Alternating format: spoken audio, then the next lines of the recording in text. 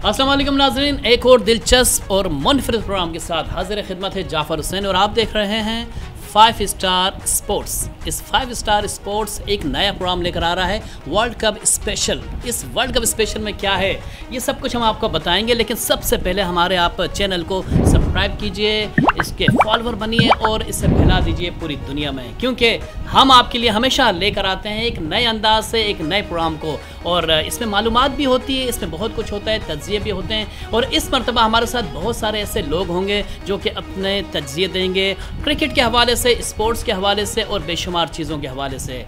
गुज़श्ता match के हवाले से अगर बात कर लें, क्योंकि ये वर्ल्ड कप स्पेशल प्रोग्राम है हमारा, तो हम बात करेंगे पाकिस्तान और श्रीलंका के मैच की। बहुत ही उधम मैच हुआ है, बहुत ही तगड़ा मैच हुआ है और आप इस मैच को देखकर बहुत सारी यादें ताज़ा हो गई हैं और इस मैच को देखकर बहुत सारी तारीखें भी रकम हो चुकी हैं। इस मैच में हुआ क्या है, बहुत ही दिलचस्प मैच था। पहले तो खूब धुनाई लगाई है श्रीलंकन टीम ने, उनके बैट्समैनों ने, और 2 सेंचुरियाँ मारी हैं, 1 50 मारी है और बेहतरीन जो है ना उन्होंने रन्स स्कोर किए, 344 रन्स का एक बड़ा स्कोर पूरा किया है। लेकिन पाकिस्तान भी किसी से कम नहीं था। पाकिस्तान ने भी वो कर दिखाया जो कि 92 में किया था, यानी कि 263 रन्स चेस किए थे 1992 के वर्ल्ड कप में। इस पूरे वर्ल्ड कप की अगर हम बात करें, इस पूरे वर्ल्ड कप में पहली मर्तबा इतना बड़ा स्कोर चेस हुआ है 345 रन्स का। और इस 345 रन्स को चेस करने के लिए पाकिस्तान की तरफ से बाबर आजम नहीं चले, लेकिन रिजवान चले, अब्दुल्ला शफीक चले। रिजवान ने एक सेंचुरी लगाई और 130 रन्स बनाए और अब्दुल्ला शफीक ने 113 यानी कि 113 रन्स की इनिंग्स खेली। उनका साथ दिया है सऊद शकील ने, उनका साथ दिया है चाचा इफ्तिखार ने, यानी कि इफ्तिखार मेनिया ने। और आपको मालूम है कि हमारे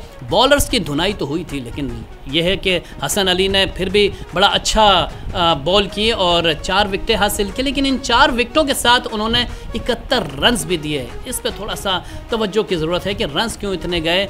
मालूम है, हमें सब मालूम है कि जिस तरह यहाँ की विकेटें हैं, इंडियन विकेटें हैं, यहाँ पे खूब धुनाई लगनी है बॉलर्स की। और ये जो है जितनी विकेटें तैयार की गई हैं, और इस पे जो है ना अगर हम विकेटों की बात करें तो मेरे ख्याल में तमाम ही जो आपके 10 ग्राउंड्स पे जो मैचेस खेले जा रहे हैं, इन तमाम ग्राउंड्स पे जो है ना ये बैटिंग फ्रेंडली विकेट्स तैयार की गई हैं। और जो बॉलर्स हैं उनके लिए तो क़यामत ढाई भी होती है, बैट्समैनों ने इसी तरह की से जो है ना वो इनिंग्स खेलनी है। लेकिन ये सारे असरात जो आ रहे हैं, ये वनडे जो बिल्कुल चेंज हो रही है, जो कि बहुत ही फास्ट हो रही है, जिसमें 428 रन बन रहे हैं। आप देखें साउथ अफ्रीका को देख लें, उसने श्रीलंका के ख़िलाफ़ जो 428 रन बनाए, लेकिन श्रीलंका ने भी करीब करीब पहुंच गए, यानी कि तकरीबन 102 रन पे शिकस्त खाई, लेकिन 326 रन ज़रूर बना चुकी थी वो अपने हदफ के ताक़ुब में। लेकिन बात अगर हम करें पाकिस्तान टीम की, तो पाकिस्तान टीम ने बहुत ही शानदार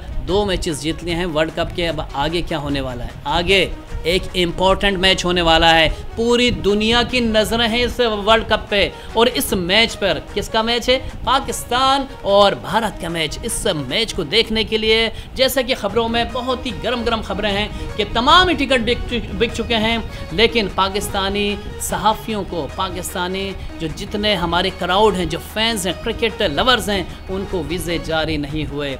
क्यों नहीं हुए? बहुत सारी बातें हुई इस पे। पीसीबी के चेयरमैन ज़का अशरफ ने भी बहुत सारी बातें की, इवन ये कि पूरा एक लेटर भी लिखा, आईसीसी को भी कंप्लेन की, बीसीसीआई से भी बात की कि भाई खुदारा वीज़े के लिए कुछ ना कुछ करें, क्योंकि ज़का अशरफ साहब को भी तो जाना है ना, उनका भी तो वीज़ा नहीं लगा भाई, अब क्या करें। वीज़े देना ना देना खैर उनकी हुकूमत का काम है, लेकिन जब जहाँ पे खेल हों वहाँ पे खिलाड़ी होते हैं और खिलाड़ियों के साथ सहाफ़ी होते हैं, सहाफ़ी के साथ फैंस होते हैं, इन सब के वीज़े तो लगने चाहिए, क्योंकि खिलाड़ी हैं, ये जो सहाफ़ी हैं और ये जो फैंस हैं, क्रिकेट फैंस, ये पूरी दुनिया में एक दूसरे के मुल्क में जाके अपने मुल्क का परचम बुलंद करते हैं। क्यों बुलंद करते हैं? ताकि अपने मुल्क का एक नाम, एक जो उनकी जो एक शनाख्त है वो दिखा सकें। इसी तरीके से मोहब्बत बढ़ती है, दोस्ती बढ़ती है। लेकिन भारत दोस्ती करने के लायक नहीं रहा। शायद मुझे ऐसा लगता है क्योंकि वो चाहता है कि ना फैंस आएँ, ना ही कोई सहाफ़ी आए, ना ही कोई ऐसे लोग आएँ जो यहाँ पे आके जो है ना मैच को कवर कर सकें। लेकिन खैर ये एक अलग बात है। लेकिन अगर हम बात करें वर्ल्ड कप के हवाले से, तो उस वर्ल्ड कप में बहुत सारी बातें हो चुकी हैं धर्मशाला क्रिकेट ग्राउंड की। इस धर्मशाला क्रिकेट ग्राउंड की वजह क्या है, इसकी आउटफील्ड इतनी ख़राब क्यों इंग्लैंड के बैटर्स ने, इंग्लैंड के खिलाड़ियों ने जो है शिकायत की है कि भाई ये ग्राउंड खेलने के काबिल नहीं। क्यों सोशल मीडिया पे इतनी बातें हो रही हैं कि भाई इस तरह के ग्राउंड पे नहीं खेलना चाहिए, खिलाड़ी ज़ख्मी हो जाते हैं। भाई ग्राउंड तो आईसीसी ने अप्रूव किया है। और दूसरी बात यह कि बीसीसीआई को चाहिए था कि ग्राउंड्स की अच्छी तरीके से जो है ना वो देखभाल करें और एक अच्छे मैच के लिए तैयार करें। और पूरे ग्राउंड की वैसे भी आपको मालूम है कि वहाँ पे बारिशें होती हैं, ज़रा ऊपर है, ज़रा पहाड़ी की तरफ है धर्मशाला, जहाँ पे हम 2004 में भी हम जा चुके हैं वहाँ पे मैच कवर करने के लिए। तो मेरे ख्याल में इस वजह से भी वहाँ की जो मिट्टी है शायद खुश्क है या बह जाती है पानी की वजह से, शायद ये मसाइल होंगे जिसकी वजह से। लेकिन शिकायत हुई है, उस ग्राउंड की शिकायत हुई है। शिकायत जब आती है और खिलाड़ियों की तरफ से जब शिकायत आई तो मेरे ख्याल में इस पर नज़रसानी की ज़रूरत होती है। इसके अलावा अगर हम बात करें कि पाकिस्तान और श्रीलंका के मैच के हवाले से, तो उसमें बड़े रिकॉर्ड बने थे। जिस तरह हमने शुरू में जिक्र किया था, उन रिकॉर्ड्स में पहली मरतबा कोई बड़ा शतक यानी कि बड़ा हदफ अबूर करने में कामयाब रही है पाकिस्तान टीम। इससे पहले वर्ल्ड कप की तारीख़ में कोई इतना बड़ा हदफ अबूर नहीं हो सका था। तो ये भी एक बड़ी बात है कि पाकिस्तान ने तारीख़ रकम की और पाकिस्तान सबसे आगे निकल गया हदफ को अबूर करने के इस सिलसिले में। अब जो सिलसिला है, क्योंकि इन विकेटों पे जिस तरह रन्स के अंबार लग रहे हैं, इसी तरह की ख़बरें भी बहुत आ रही हैं, बहुत सारी ख़बरें आ रही हैं सोशल मीडिया पे बहुत हैं। और जिस तरह साउथ अफ्रीका और श्रीलंका का मैच हुआ, जिस तरह इंडिया और ऑस्ट्रेलिया का मैच हुआ, अच्छा बातें की जाती हैं कि बाबर आज़म और विराट कोहली की बातें होती हैं कि बाबर आज़म जो है ना वो विराट कोहली से जो है ना उसका मवाजना किया जाता है कि हमारे पास अगर बाबर आज़म है तो उनके पास विराट कोहली है। भाई एक बात मैं आपको बता दूं कि विराट कोहली बाबर आज़म से बहुत ज़्यादा बड़े भी हैं और उनका एक्सपीरियंस भी बहुत ज़्यादा है। और दूसरी बात यह है कि बाबर आज़म ने 2016 में डेब्यू किया था अपने मैच का, लेकिन विराट कोहली 2007 से अपनी टीम के हमरा चल रहे हैं, आज तक खेल रहे हैं। तो आप इससे अंदाज़ा लगा लें कि उनका एक्सपीरियंस कहाँ पे होगा और बाबर आज़म कहाँ पे होंगे। लेकिन मवाजना वहाँ किया जाता है जहाँ पे आपके परफॉर्मेंस हो। अगर आप इस चीज़ को ले आएंगे, हेड टू हेड ले आएंगे कि भाई ये विराट कोहली है और ये बाबर आज़म है, तो ऐसा नहीं होना चाहिए, क्योंकि बराबरी का मुकाबला होता है। इसमें तो डिफरेंस बहुत ज़्यादा है। और दूसरी बात यह है कि बाकी दिगर आप खिलाड़ियों को ले लें कि बाबर आज़म से मिलवा लें, तो कोई भी ऐसा खिलाड़ी नज़र नहीं आता। आईसीसी रैंकिंग में हमें नज़र नहीं आता। आईसीसी रैंकिंग में अभी भी बाबर आज़म नंबर 1 है और आपको पता है कि 3 साल से वो नंबर 1 चलते हुए आ रहे हैं। तो बहुत सारी ऐसी चीज़ें हैं। बाबर आज़म अगर श्रीलंका के ख़िलाफ़ नहीं चले तो नहीं कहना चाहिए कि बाबर आज़म विराट कोहली से मवाजना और इस तरह की बातें कि विराट कोहली तो चल जाते हैं मुश्किल हालात में लेकिन बाबर आज़म नहीं चलते हैं। तो ये बात की हैं। देखिए मवाजना करना है तो किसी और खिलाड़ी से कर लें। अच्छा, अगर ज़ैनब अब्बास का जिक्र ना किया जाए यहाँ पे तो मेरे ख्याल में आपकी मालूमात में इजाफा ना होगा। बहुत सारी आपने ख़बरें पढ़ी होंगी, लेकिन ज़ैनब अब्बास के हवाले से मैं आपको बता दूँ कि ये आज से नहीं बल्कि 2004 से जो है ना सहाफ़ी फील्ड में थी, बहुत सारे चैनल्स में काम कर चुकी हैं। इसके अलावा आईसीसी की प्रेजेंटर यानी कि उनकी जो मीडिया है उनके हवाले से ये मुख्तलिफ इंटरव्यूज़ करती हैं और कमेंट्री बहुत अच्छी करती हैं। तो उनको धमकियाँ मिली भारत में और उन पे इल्ज़ामात लगाए गए।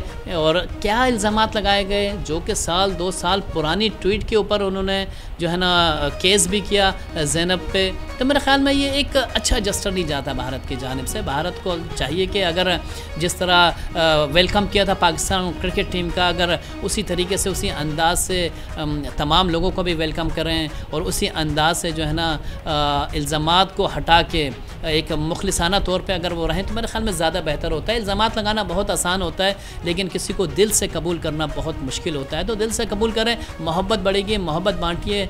आप लोग फिल्मों में तो बहुत मोहब्बतें बांटते हैं लेकिन हकीकत में भी बांटना सीखिए। तो बहुत सारी ऐसी चीज़ें थीं जो कि नहीं होनी चाहिए थी लेकिन हो रही हैं। अगर हम एक चीज़ और नोट की हमने कि पाकिस्तान का मैच जहाँ कहीं भी हो रहा है उस मैच को देखने के लिए क्राउड काफ़ी ज़्यादा आ रहा है। और क्राउड का होना एक बड़ी बात है। दीगर कोई भी मैचेस हो रहे हैं, इवन ये कि इंडिया के मैच में भी क्राउड है, लेकिन उस टाइप का उतने ज़्यादा क्राउड मुझे नज़र नहीं आए, या फिर कैमरा उन्होंने नहीं दिखाया क्योंकि हम यहाँ बैठ के मैच देख रहे हैं। तो मेरे ख्याल में क्राउड भी पाकिस्तान को बहुत पसंद करता है, पाकिस्तानी अवाम को बहुत पसंद करता है, मोहब्बत करता है। तो उन क्राउड के लिए ही कम से कम जो है ना कुछ आसानियाँ की जाएं। और बहुत सारी ऐसी चीज़ें हैं जो हम कहना चाह रहे थे, लेकिन अब दामन वक्त में गुंजाइश बिल्कुल नहीं है। तो इसी के साथ अब इजाज़त देंगे, क्योंकि ये हमारा पहला प्रोग्राम है। उस पहले प्रोग्राम में हमने कोशिश की है कि हम आपकी तवज्जो अपनी तरफ मरकूज़ कर सकें। उम्मीद है कि आप लोग हमारा साथ नहीं छोड़ेंगे। इसी के साथ इजाज़त दीजिए 5 स्टार मीडिया को। अल्लाह।